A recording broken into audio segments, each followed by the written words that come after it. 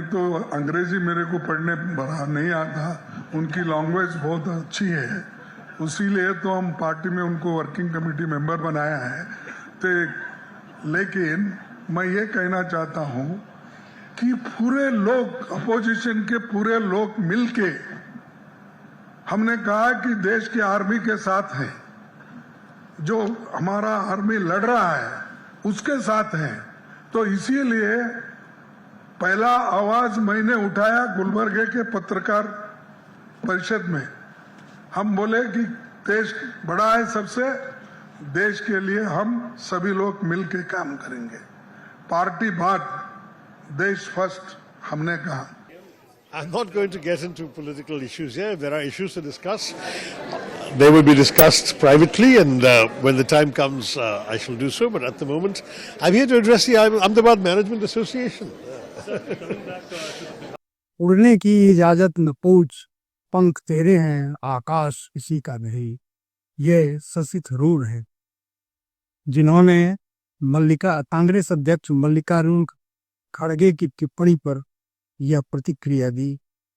इसके पहले वे अभी ऑपरेशन सिंदूर के बाद भारत का पक्ष रखने के लिए दूसरी बार रूस और ब्रिटेन के दौरे पर चले गए। इसके पहले भी वो जब दौरे पर गए थे तो कांग्रेस ने उनके नाम की संस्तुति नहीं की थी। कांग्रेस से जो नाम मांगे गए थे, उनमें कांग्रेस ने जो नाम दिए थे उनमें शायद ही किसी को शामिल किया गया था। अब उस दौरे के बाद शशि थरूर मोदी की काफी प्रशंसा कर रहे थे और उन्होंने बताया कि उनके नेतृत्व में एक शानदार माहौल तैयार हुआ है। लेकिन कांग्रेस का रुख निश्चित रूप से विपक्ष में होने की वजह से कुछ अलग है और वो सरकार के खिलाफ है। सरकार राहुल गांधी सरकार पर सबसे तीखे सवाल करते हैं को किसी भी मौके को सरकार पर सवाल करने के से पीछे नहीं हटना चाहते। ट्रंप साहब ने 11 बार बोला है, 11 बार, कि मैंने नरेंद्र मोदी को सरेंडर करवा दिया। 11 बार बोला है पब्लिक में। नरेंद्र मोदी जी चू नहीं कर पा रहे हैं। नरेंद्र मोदी ये नहीं बोल पा रहे हैं कि ये जो ट्रंप है ये झूठ बोल रहा है। इसलिए अगर सरकार की तारीफ कोई करता है तो वो विवाद का विषय बनता है और थरूर इसी वजह से कांग्रेस में ऐसे कई लोग हैं, लेकिन थरूर आजकल विवादों में पड़े हुए हैं।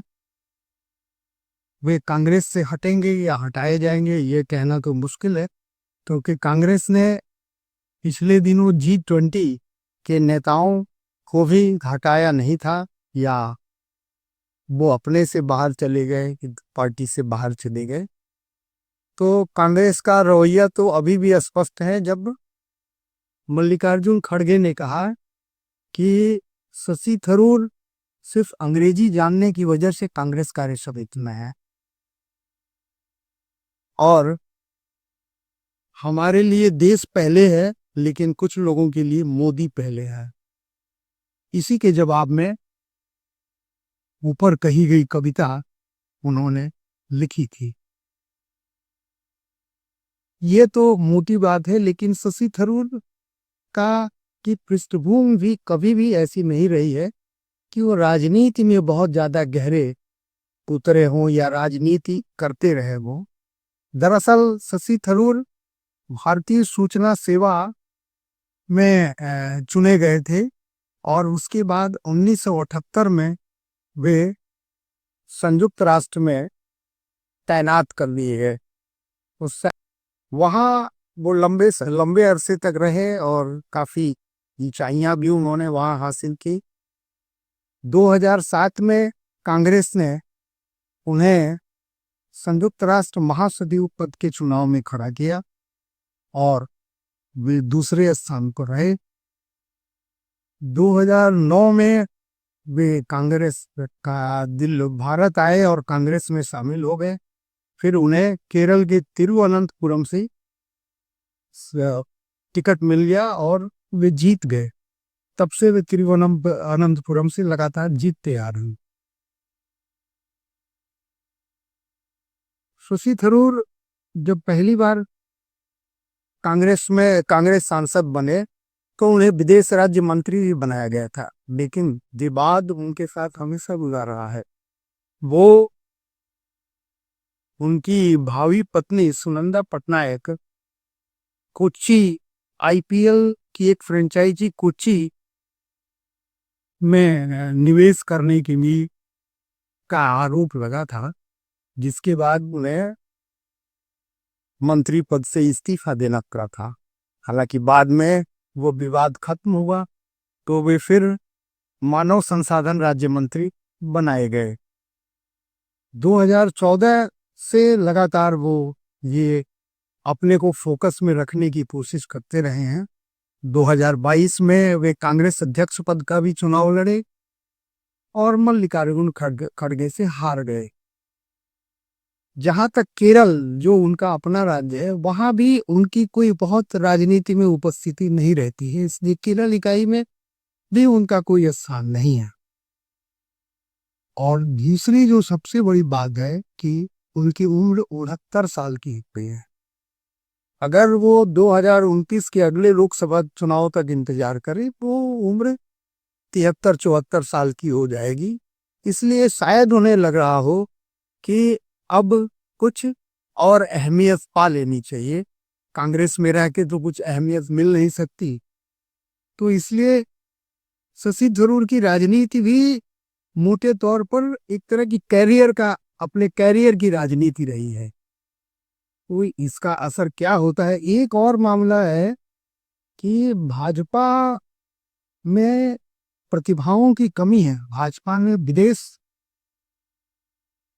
में अपनी बात रखने वाले लोगों की बेहद कमी है, तो उसमें शशि थरूर उसके काम आ सकते हैं। भाजपा की कई गणित में शायद एक दूसरे वजह से भी काम आ सकते हैं कि केरल में उसके पास कोई ऐसा चेहरा नहीं है जो वो जिसके दम पर वो कुछ ज्यादा असर पैदा कर सके। तो शशि थरूर अगर आते हैं तो वो चेहरा बन सकते हैं। केरल में अगले साल विधानसभा तो चुनाव है, तो शशि थरूर भाजपा की भी जरूरत है और शशि थरूर को भी अगर वो सिर्फ कैरियर देख रहे हैं तो उनको सत्ता की जरूरत है, विपक्ष की नहीं। तो ऐसे में यह मामला आगे बढ़ सकता है। कांग्रेस से वो हटेंगे हटाए जाएंगे ये एक अलग सवाल है, कुछ भी नहीं हो सकता है। लेकिन राहुल गांधी की कांग्रेस में उनकी जगह अब शायद नहीं रह रही है।